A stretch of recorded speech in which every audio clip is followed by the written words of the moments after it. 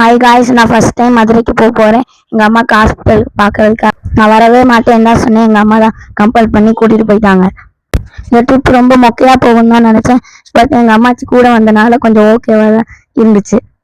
ஹாஸ்பிட்டலில் போய் என்னடா பண்ணுறது, இதுலேருந்து எப்படி எஸ்கேப் ஆகுறதுன்னு நினச்சிட்டு இருந்தேன். ஓகே, ஃபோனில் கேம் விளாட்லான்னு பார்த்தேன். அதுலேயும் சார்ஜ் இல்லாமல் போயிடுச்சு. அடுத்து எனக்கு ஒரு ஐடியா வந்துச்சு.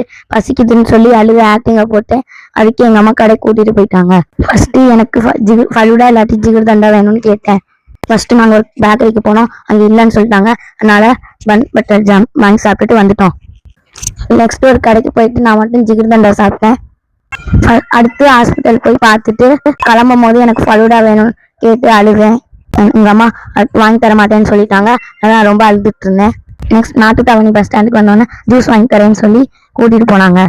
நாங்கள் ரொம்ப தூரம் நடந்து போயிட்டே இருந்தோம். வெயிலில் ரொம்ப டயர்டாகிட்டோம். ஒரு வழியாக ஒரு ரெஸ்டாரண்ட்டுக்குள்ளே போயிட்டோம். அங்கே போனால் ஒரே டாய்ஸாக இருந்துச்சு. நிறையா பென் வெரைட்டிஸ் இருந்துச்சு. எங்கள் அம்மாட்ட வாங்கிட்டா டென்ஷனே கதறினேன். ஆனால் எங்கள் அம்மா வாங்கியே தரல. சரி, ஓகே, ஜூஸ் ஆச்சும் வாங்கிட்டான்னு சொன்னேன். ஸோ நாங்கள் 2 ஆரஞ்சு ஜூஸ் ஆர்டர் பண்ணி குடிச்சிட்டோம். எங்கள் அம்மா தான் வீடியோ எடுக்க மறந்துட்டாங்க. 330 போட்டுருந்துச்சு. 2 ஜூஸுக்கு இவ்வளோ வாடா அப்படின்னு நான் பார்த்தேன். பில்லை கொடுத்துட்டு அப்புறம் வெளியே வந்தா எனக்கு தாங்கமே அடங்கலை. அப்புறம் மறுபடியும் எங்கள் அம்மாட்ட ஜூஸ் வேணும்னு கேட்டேன். அப்புறம் போயிட்டு ஒரு கரும்பு ஜூஸ் வாங்கி கொடுத்தாங்க. இந்த கரும்பு ஜூஸ் குடித்தோன்னே தான் கரும்பு ஜூஸ்க்காகவே பிறவி எடுத்த மாதிரி இருந்துச்சு.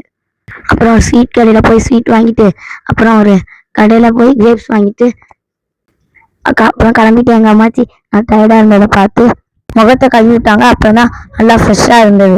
அப்புறம் நாங்கள் பஸ்ஸுக்கு போயிட்டு மதுரையிலேருந்து கிளம்பிட்டோம். வரும்போது நாங்கள் டிவிக்கு மீட்டிங் நடந்ததை பார்த்தோம்.